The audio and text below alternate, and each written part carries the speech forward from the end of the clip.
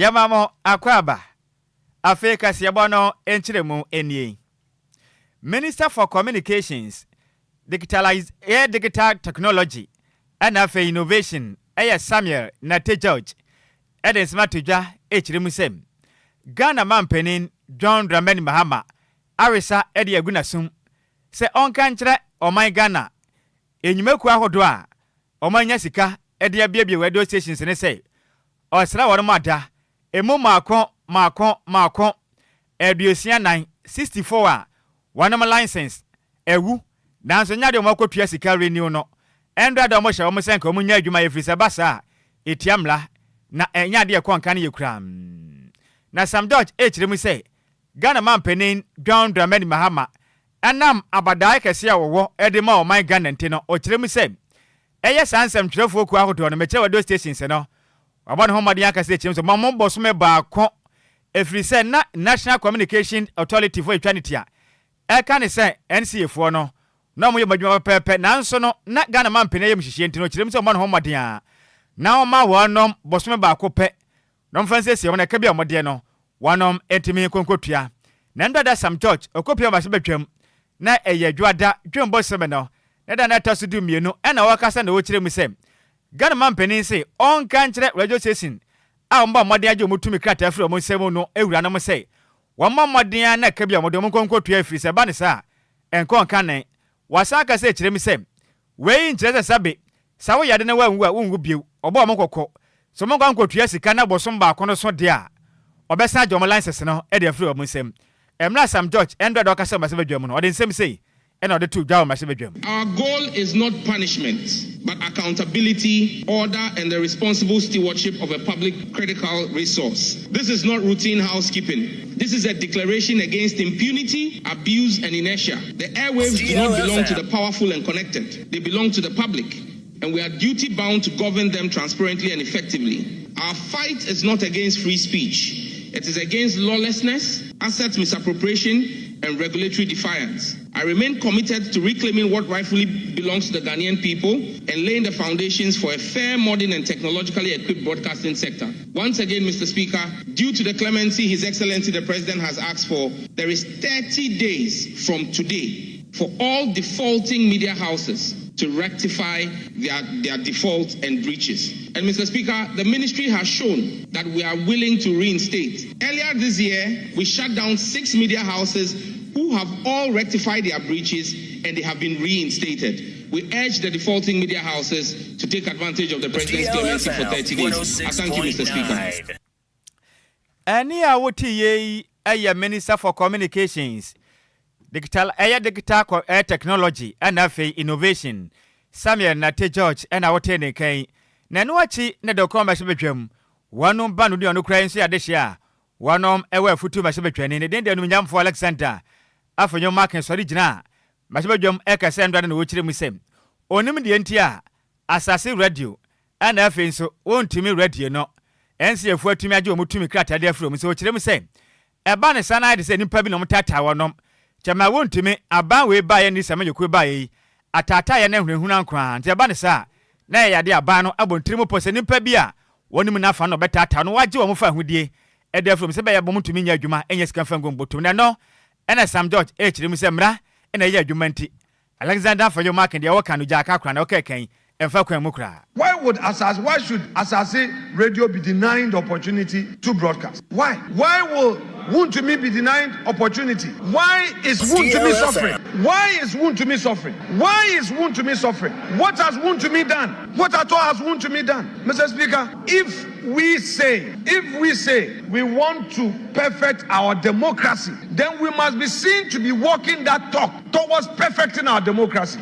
This business of it happened yesterday, so we must continue this vicious cycle. Mr. Speaker, it won't help any of us. Today, I will repeat what I've been saying since 7 January 2025, that this power of 187 is not permanent. We have seen 169 before, and we saw 137. So let us all be guided and know that the power immediately you are given is like an ice block. It begins to melt. This house is a house of records, Mr. Speaker. The minority leader asks questions, why do you take us as I think you should go and read the Facebook page of Mr. Gabriel Tredakun, who admits that the general manager of Asasi FM has told him that they failed to do their renewal, which was due in October, and they only did it in December. Mr. Speaker, the law is the law. The law is the law.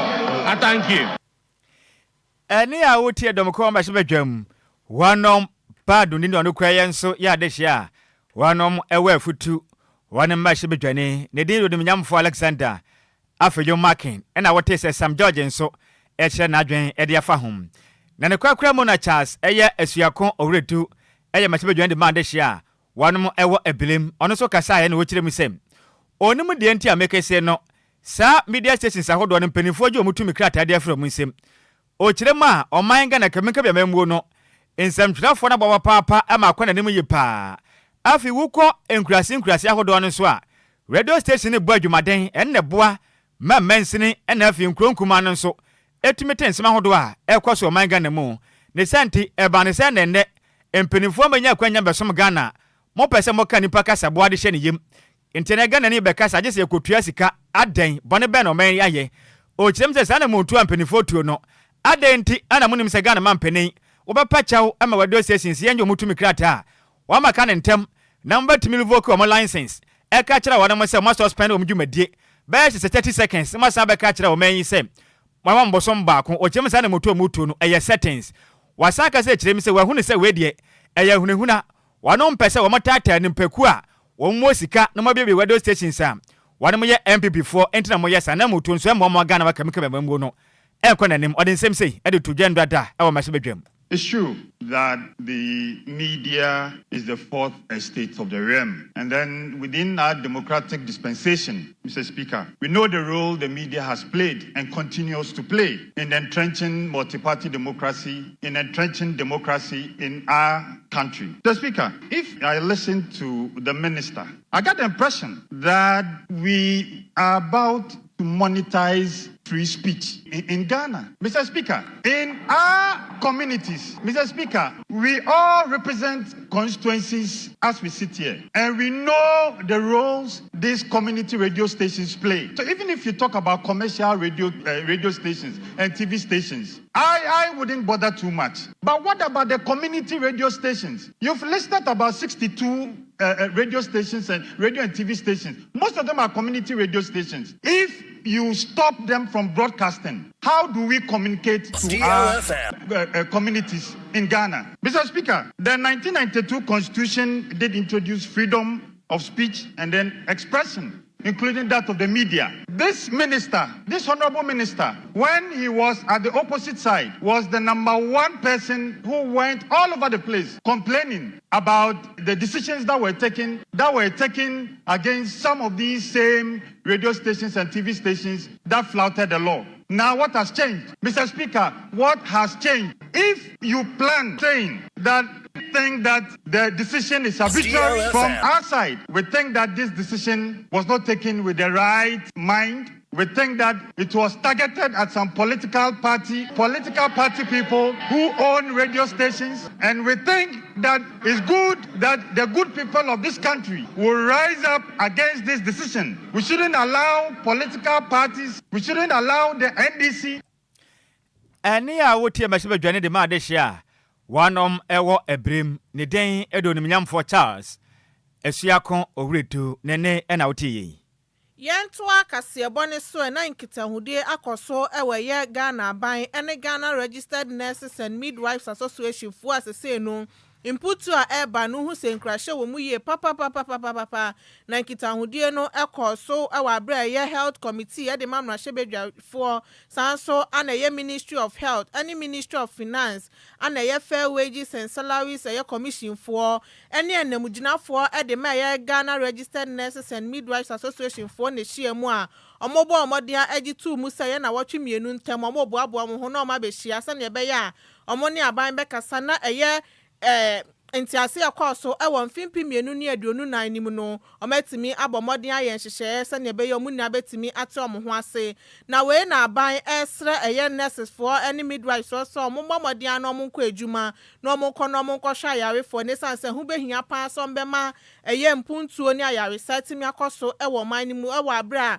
omo twen se na wotwe mienu ntem ometimi ahia na ometimi atwetwe enkomo when a health committee or more machine for the two John Muche Missel when ya saw a 1 year nurses and midwives association for na yes, so mun natimi atna say no mania a year benun come no matter on say no more has say ya dear pepe your bet me a cosona your mu here ni nano or bet me a year eddy amawom na yako a year health committee a year titine or tinemu eddy mom a Dr. Mark a year na one eddy two John Oche Muse yedina see dear nurses for no and a bet me as your mujina National Council meeting no ebebaso. I want to thank the leadership of the Ghana Registered Nurses and Midwives Association and say that we are very happy that they honored our invitation.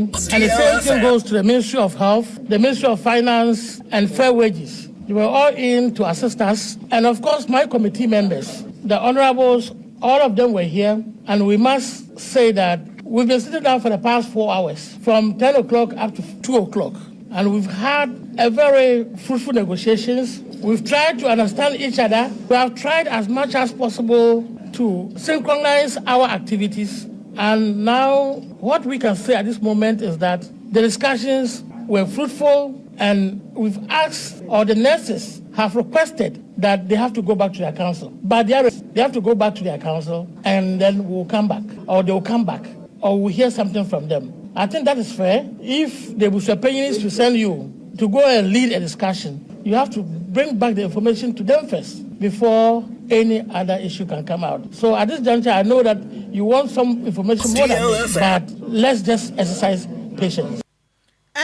Uti Dr. Mark na one on na otitineni edema health committee anu wo mrashebe dwafie na enu achi anayarefo bi omo kolebu ben center edi tuja no muche mu se omotebia ne de ade akosru ye papa na nurse fo ne call strike ni nti no ha wo mu fem ne ya wo mu fem no ade a ha adwenti omo sra ban so omomodin ano hwe bibia mfem nurses fo no se ne be yo betimi aba yaresa bia honom abehwe. You know, if it comes to burns, it requires a lot of attention. But here is the case that the nurses are on strike. We lack a lot of attention because our kids are supposed to bath every 3 days. They clean their wounds every 3 days. The wound needs to be cleaned today. But as you can see, there's no nurses around. And the student nurses too. I don't think they know much about burns. Nurses for no money, Hano. Hi, pa. If it's a boy or quite bebrisu. Boy, maybe by a gas na shishimina mieno. Ma for to be our Omuni na ye jumaka until we buy anti adistre dear say, yes, papa, mama, unchaneni, and beshom, anti almost suffer, yes, pa. Obano hunto no cry almost a young coffee. What the new coffee no, I want to mention also. Inti ama ye huni yenye tise yesi ya baye yino no honso nto no ntimi nante ba mo se yenko yeni bebi ade akola no soko yeni sikanso ebeka se de ne ko private hospital na bibisa inti affect yen pa track ni tisha dressing po shana chinyi na moja enye obi mo na nye dressing no maye inti ama nkwa no se eduro kra ya nkasa na yehwehwe ya de o omo ya na ya hwehwe ne atwetwe ama nkwa inti ya ha ya nso. Eni uti ye form wo kolebu ben center. Anti we nurses na on. Ai. Ne ayalefo no bi na ekase omo bre o. Omo bre pa. Se obi akwa na bi agya na ahye no. We pra ese nurses for no bo modern miama no sisi ni kama. Na woda honom sakeke obi amfi o. Dem re ho e krampo se o se ne ho nto no so be wan se ya use kofi. Ai na ukita akola ketua. Wow. We chese empeni fo no wadwuma ye pa. Mama dem one necessary because omo bre papa sika mesi sempenimfo no bi kwatena hospital adwuma na muntumi nye o da bi o na ye crampa ye nya nurses for otumi du hospital na chese center wo kra na obosofo by force enti adwuma ye ni akatua ye den ese no enti muntua o mokaye de mo pem fama wo mo na o man obi a ho nwe no ye mo nkwa na onum de ade o ye bre pa wate ye sika ye nkwaso anyina nurse fo na aka china potupuru enkra bia ba na enkra na aba no eyensemode pa enti bi twa me ho abasisi a DLFM breaking news.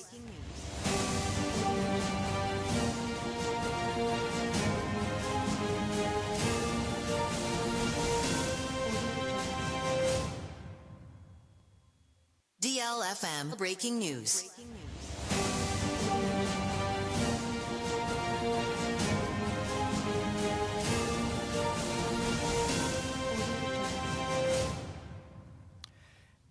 Yama wakwaba na putipru enkra abeto de kase bopono so echiremu sei be na watwe mienu entemuni ena Ghana Registered Nurses and Midwives Association kuo no eka kire o ma Ghana mo mpanifo sei wanom atuatua efiri sei omone aban etena se ebo no kokko se ne mahodo obi ahia wonom no so mo nsanka enya de ombeto akoso aba adwuma se wonom kwa kwahwe nipa ne ho adodo no kra na meka se no putupru nkra betodwa echiremu sem akanifo no moda Ghana Registered Nurses and Midwives Association kuna no eden krata aba bonten echiremu sem wan mate ase na efri neko saa oye kira won mo ya o mate atua no o mo de ni nyinada ede abawieye na ekuo no president ejina mo de ma wonom eye perpetual ofori ampofo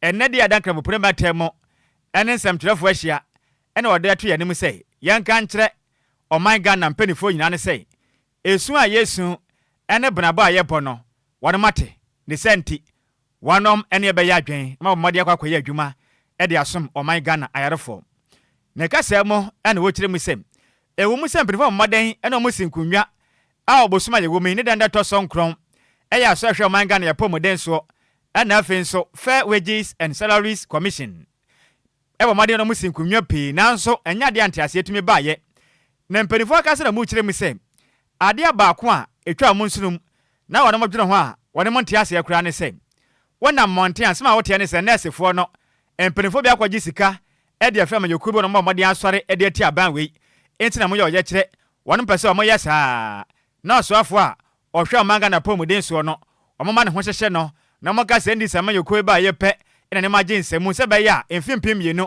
ni aduonu nwatwa bato mbato de ate na ɔkyerɛ mu sɛ abagana ni na nurse adwuma a wɔyɛ nso ɛne amanyɔsɛm ɛwɔ twaka ɔmo kyerɛ mu sɛ ne kura nim Ghana fo yɛntunu nyina ntungu baabi kura nya amanyɔsɛm na wɔn mo yɛ maka sɛ kyerɛ mu sɛ ɛyɛ nurse fo no ana afei nso midwife fo no aho bambɔ nsɛm na mo kankɔ ɛna mo prenti yɛnka wɔ wɔn afisɛ dwumade a mo tie no emu ɔyɛ paa perpetual ofoli ampofo ɛyɛ president ɛde ma Ghana Registered Nurses and Midwives Association ɔde nsɛm sei Good morning, fellow colleagues. Our dear nurses and midwives. Good morning to our employer. Good morning to the Parliamentary Select Committee on Health. A very good morning to all Ghanaians. This is a press release on the suspension of our GRNMA strike. The leadership of the Ghana Registered Nurses and Midwives Association embarked on a roadmap of industrial actions on 2nd June 2025 with the wearing of red arm/headbands, followed by withdrawal of outpatient department and emergency services, which culminated into the total withdrawal of all nursing and midwifery services on 9th June 2025. Our demand from our employer was simply to have the collective agreement of Ghanaian nurses and midwives, which was signed in May 2024, duly implemented without any further delay. Having monitored the misinformation, disinformation, and the propaganda that have surrounded our strike action, the leadership of the association would like to set some records straight on the following. 1. We are nurses and midwives trained to provide essential health services to the Ghanaian population, and matters affecting us which are brought formally to the attention of the employer must be treated with the urgency it deserves and in good faith. 2. As nurses and midwives, we do not take delight in seeing our patients suffer. However, we cannot take good care of others when the system does not take good care of us. 3. The GRNMA is a non-partisan professional association and trade union and the holder of the collective bargaining certificate covering all nurses and midwives in Ghana. In its 65 years of existence, the Ghana Registered Nurses and Midwives Association has never aligned with any political party in Ghana. Rather, it has worked with every government since 1960 in building a stronger and more resilient health system responsive to the health needs of Ghanaians, whilst at the same time we representing the interests of nurses and midwives in matters related to their welfare and general working conditions. Nekwa no enna anesi fom kabom ko wanam a president Mame Perpetual Ofori ampofo kasemo enna wasan kire musem papa so pa homa so sabe enna nu modene mom ne yeyem na wonu nyina da epe ne santi de omo yei enye se omo taya ban bi achi anasa ban bi aba na ne ho eye omo hi da bi o nurse fo ne deserve betenti enna mutu sa na man ne kasa mu bio ne wakire mu se osra nurse fo nyankopon ya do me kina memenda nurse na waya wadwen se wo de mutu atuente no watu kwan ya bia wakobia ne foka na san bra wachi ya me ya do me kina anobatututu kwa adwuma na kokogba adwumaden na kokosom oman Ghana na yarefo no monje ware monkwa wasa kasa ede kokogbo ede ato aban ni mu se wonu makokotena se esen konwia ne mom abisade a mope no saban entimi anyade a ne danto anasema wombesa tiatua bio na ban hwe ade a wapin ho. Considering all that has transpired from 2nd June 2025 in relation to the pleas of the good people of Ghana, pleas from our patients, and the timely intervention of the Parliamentary Select Committee on Health, the leadership of the association wishes to state as follows. The engagement held with the Parliamentary Select Committee on Health and other interested parties on Thursday, 12 June 2025, was very fruitful and has paved the way for an amicable resolution of the impasse with our employer concerning the implementation of our collective agreements. 2. In view of point 1 above, the Ghana Registered Nurses and Midwives Association's industrial action initiated on 2nd June 2025 is hereby suspended, pending the outcome of the follow-up meeting scheduled for 26th June 2025. 3. We call on our dear nurses and midwives to resume their normal shift duties from Saturday, 14th June 2025. And we wish to assure you that we will not... Ani a woti ye eye president Edema Ghana Registered Nurses and Midwives Association ne den ede Perpetual Ofori ampofo nene ena woti ye enti sika nyame ayado mene nurse fo nkabom company fo abekasa echina me yado ma nurse fo no obi akwa adwuma omonko maye enti madam fo baako ne den ede Preska opare asante owonunwa meka kire no se wada wonyane na onya hobo anto visit na opompo okwa adwuma aha anti Preska ni uniform no nya no opare asante bomodi ato atale so wonunwa ya me yado ma kina ukwa adwuma enti bomodi na ya hobo ato wa mesere wa waji break be 2 weeks ni kokwa adwuma den taga na fu achi sika yenkwa yanim Yanto akase bone so na deputy finance minister sanso anoye mrahebedwani Edimesi Ojaman Thomas Ampim Nyako ede nsema tuja echemu so woni ma papa di gu akwemu ade amamo from otro BEC nsohwe no won fimpi mienu ni aduonu num a ochiremu a uye school ni na so otro so hwe iwe na onya aggregate 6 to 9 a ade obeboa wo na niema obehia ede akonto aso school ni na obeboa no atoto niema ni na ede amao na ochiremu ya ade a ohwe se ya desua ho nsam betimi akoye won important mu na okọ nsrahwe examination centers and West Ojaman pesuane so a okọ na chese niema ni na ede da na akwemo ohwe ohun se ya ade school for na aboabo mu hu ye papa na shame cry say ya de o mayo ma adwin piso so he ne de o mokotro ni ye pa na okoi na chese ya candidate o motna se e de atro bi si so he no we yes Ojaman district e we prayer mantem no e 1943 ana chese o motro ye bi si so he no na ya de o ne ye district chief executive e de ma e yes Ojaman e Godwin e Bobobe enso etimi ekoye sanso ana district director of education Augustine Adwoa Owusu ebo modia etimi ekom ho emomokoye nsrahwe ewe examination center honom ekohu saniema ekoso nina no eyade ekoye na emom odeto eyamfra nanim so momodia no munjai na ne yeboni bia ewaso moye ewe examination ho no mankwankoye esade a exams no mo chiro no mo wi a ye bepende enya ade a ye wayefo ebe release results no ede amawo. Do not want to hear is that students from Ojaman have cheated in the exams and so they are papers have been cancelled. I will provide all the items on your prospectus. If you make a single digit in this examination, as soon as you are posted to any of the secondary schools, you and your parents will see the education director and my special aides. We'll have a ceremony, and then we will present all the items that will be on your prospectus, so your parents do not have to worry about getting you what you need to go to secondary schools. As a member of parliament, I have resumed the program that I used to do, that every day I'm going to give you one hot meal.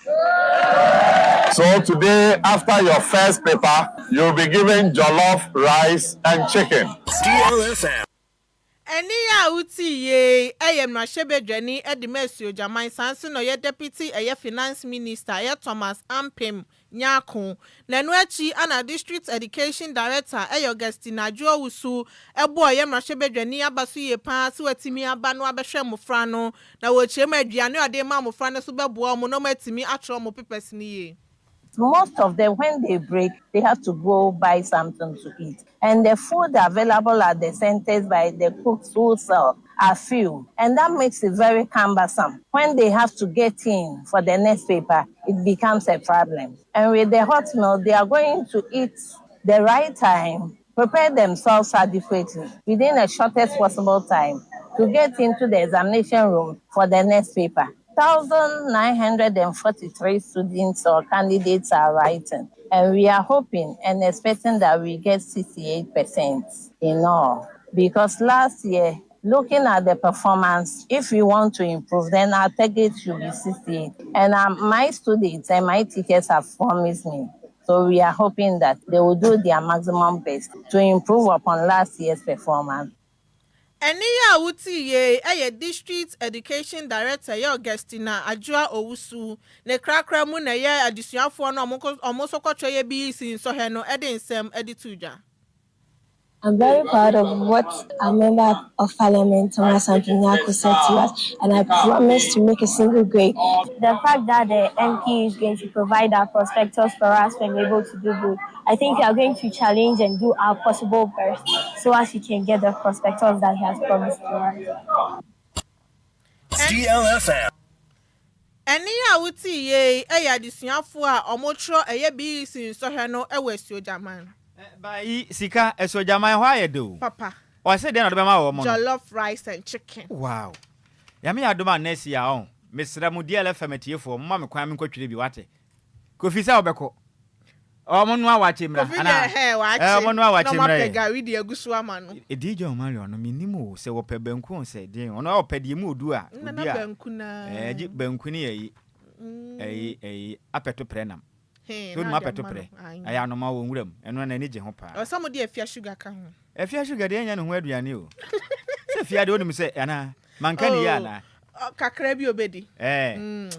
Mate, sika yento akase bonsen ko pie mo sehwia kwantomra. Eho na mo so masebadwane kokwa pa wadwaye pam. Masebadwane edema de hia. Wonom ewo sehwi akwantomra. Eno no wo. Eye atoye etifede mantem mekire Western North region. Ne den edo nimnyamfo nkoa Pyros Kwame. Edis matudwa ekirem sei. Odi ya papa efiri sei. Akoya hodo a ewo na abato mpesu aso ni nyina da atete apansem. Ewie se amakonadu. Okirem sei akoya hodo ne potem ho ne mo no. Se ye oham gichemu no be de se aduo watwe kopma aduo kro ne nyina da. Etutu adise sabe kwan a emotia etumu owale. Ochemse kobane sa eha adwenye pam na konto ma se bedwane kasa mu ana wo kirem sem ede kopia mpotem ho no ma akwan ho de ho no before mo de ma contract enfempem mienu ene dunkro mu ekopem enfempem mienu ne adonu mienu from 2019 ekopem 2022 nanso akwan no ne nyina da sei contractors na adwuma bone omo ye no omo dwuma de omudi akwadane la kadaseka enkoye kokwasa sana ekoso a okirem se odi ya ye pam masebadwane kasa na okirem se mekase no ayade a wone wonom oswafo oda Western North mantam nanom eya Robert Patty Brentum eden komo efiri se okirem se contract ahodo ode ama no enko ankane omo adwuma no nyina se kra adentina mbesa okirem se koba ni se no wo hwe akwan ahodo ekoso na ama ehyentiabo lolofa ne bo akosoro ahyankafo de omo pa na omo je efrisa kwa nyina tutu asai enya kram o kyerem se dodo amwo potem ya kuafo na akuane abomade akosi kua na obaya ba okotwa de akokrom akoton a ekwa na asai nyama nyina kanwuram eba ne se na akuafo sikasam kwanka ne sente osra da sai oswafo no ena da western north mantam nanom eya Robert Petty Brentum emma no homade ma namba no to no mo no hye contractor for na adwuma mo ye no omo enya tentempa nanam so do akoso ntimi kesa de hye mo sehwa kontomre su omo akwana tete apanse mo ne sente o kyerem manim yada contractor no kpon ko de ko adwuma de na mo na akwan do ase no omo sese kama na kwana bede hu sense mo sehwa kontomla no enkon kane ode nsem sei ade to yense training Hajia sweetness and him say and the two anymore. When you say, well, only say, quine, and ya, car call karma, car transfer to me corner. The prices, the fair, sir, ye Emma passengers, no one cost. And you are near Sabi, and now a quine will lead you come, Sabi, ye fa, dear Barbon, Timber Betoni, Bibri Nankasano, Emma, essay. The worst aspect in say, and Kofobi, Kurano, Mumfu, or Quine. A quine we want make one sim. It really need now to be without compensation. And Ama Abrabo, a sitting daily living. I had the Ama, Kofa, or Mochi or Mosan. I dare hard dream pan say, Mammy constituency. The challenge I'm on is almost every would be a Hobiano has gone through this shoddy contrast. Say over 100 rules a constituency anymore. About 95 of them. Perhaps Porter said a contract. And so I heard the minister, I can't wait. So was our constituency we want. Who a challenge because cosmetic contrast and I decided go. But in Pai say we are still talking to the minister. The challenge is that contractors in Ukraine say we will be more.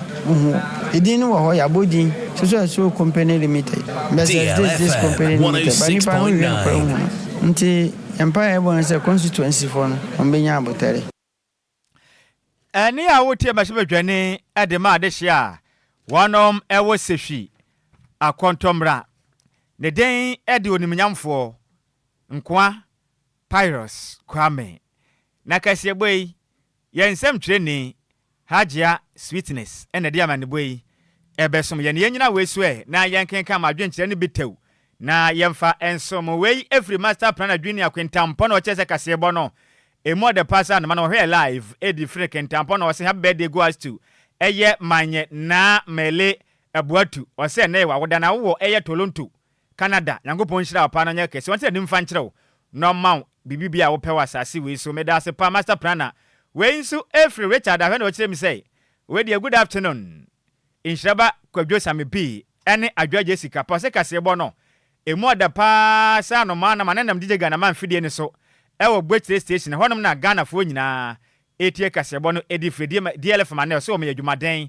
aya yankopon hira ye pam we nso every Kofi Parliament and wo kyerem say ni favorite news station ever DLFM kasebo se mo de pass no manam na ohwe live edi free aguna bobi kuma apa ya das champion we nso every site antobam set antobam so di free malam na dodo na friend say AK breastfeeding wo kyerem say sa ola team na Ghana man pani pa man homa den se ni pewe madi Ghana sika no onchi wom no mfa onji sika na magana Ghana ya bredodo ya da se we nso piaga pa no kyerem say nurse fo ni hia de papa pa de Ghana man pani mo na nurse fo na setenam etimi enye de pa meda se pa senior we nso every wafake odi free ne open station kwame nkoma sek no kyerem say kasebne mo da ye pa e mo da papa meda se de aka na je wo kaka na party headquarters wafake why and you mean to mean kind Sansu na dola ya Adwoa Agyei and wo kyerem say DL news no say dead del we wa kan fante oh DL news dead del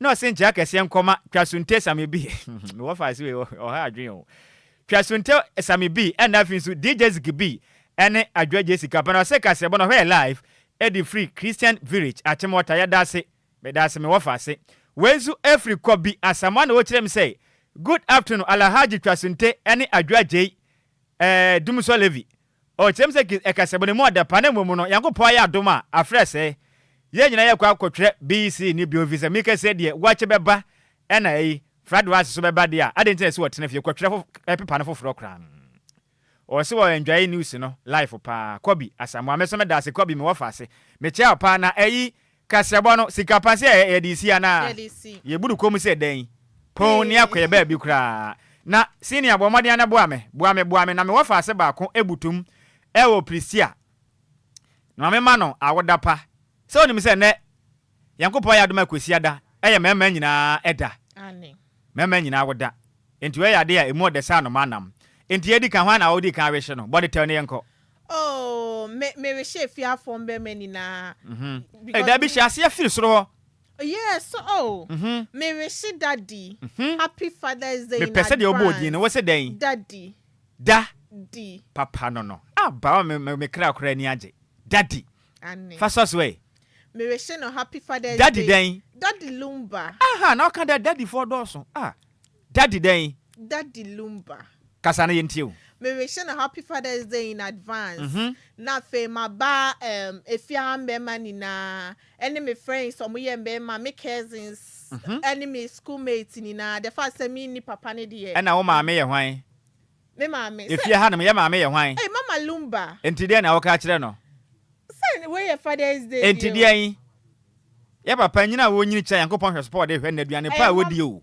enti wo say ene ya krokro ne hwe so pa ne ma aka ka ho na ama ya papa ye from eni so chire papa untimi nshire no kwa omla ma me nka ho omo ye ntafo mu kobom okay nti ka bibi chire na yenko enti no Yakopon hwira ya ma me Lumba so se watimi a share ya papa so eno na me pe no mani je ho pa wa hwe ni ye wa ma na duane edi wa krokro no bebia na funa hwehwe aye no me bebia o hwe ni ye wo bebia eye mi ja ha be kanse Kofi Boamia na me wafa ase ba konsu butum e wo Prisia himan na ne dinde Honorable Dr. Alex Yaw ba ko dodo wa bonom na ne se na aboroso 1 na owo Prisia himan oya assembly member e de ma de hwemo Prisia himan na senior man ne meme wa woda papa Yankopon ya adoma kwesi ada be meme nyina da kase ni senti onimnyamfo Dr. Alex Yaw ba ko dodo wa afro se na aboroso 1 Prisia himan honom na oya assembly member nti Yankopon hwa papa na nyo kese na woda kese we no enkoma pa afenso na aboroso so magana meme nyina happy Father's Day Yankopon hwa na nyo kese papa na Ghana ni bia oyeba mabia no na aboroso Dr. Alex ya ba ko se enkan kire munyanse Yankopon do munti mo adwumade na mo som Ghana sompa wei efri me wafa se ne dende Samuel ofuli boaten a oye ya na musine e wasante mantemu ne den e de Samuel ofuli boade ba na ne se Mesco wasan ya adwuma e o wontimi TV and radio e wasante mantemu dikase bo no ya DSC emusemufo ne ye hwan sikapa Miss Mabel Enchi Endra da oye den na ye ne birthday Endra sana ye mfepa me say easy na de kopie Facebook ne ye hwan ya Kofi Taylor the champion Taylor yes wache fo nyina hene no na afei de ochinchima firi ne furu made ma ye hwan DJ Zigibi but ya ne say Zigibi edu animra no nsia nya no nsia no nson ko no tie na kopem no ndu but ya ne say DJ Zigibi on de chinchima firi furu made ye den ede ema ye na akenkafo me na yesin konwa besom mo no nsia na mienu ye hwene tia sentamu edi ameje so etakwade kodwekrom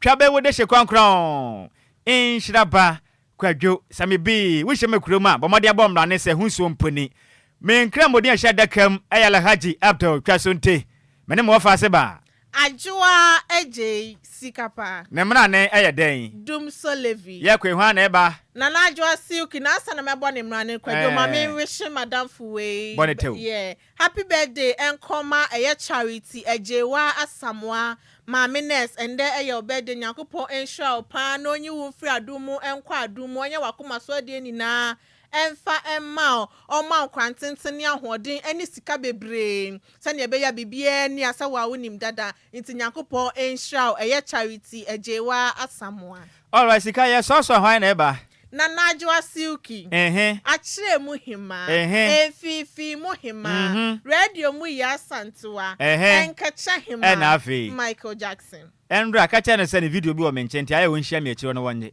se Endra kacha oyiye nyina matwene nyina egu apawa so ntini sabeka one hwan na eba sexy journalist ena eda ben ena efiada enti ena enkaidum mam hu nipa bi afiri mu no na ye ne ye hwan dia ene na Adwoa ne na pamfo ene ombe ye yie no radio ni wa na ato na so enya wo de enya wo de na Adwoa betena se radio ni ye ne de enya ne de enti biem yes sports na wo won so abiem sesi anso yame ayadom gamanche wa lift ban no entimutumi bo anwum biem ye dede se de mo pe no entumu miem na radio na Adwoa Sikapa enwum no obebo anwum na afirifia no matie ne ho Enquires sam ye ne dia wo dia ne se wo be bie radio ne kese dia aka ne dia mesrew emfa won sanka ente sa waso be ye hyepam yaba mo nyina monitor adehye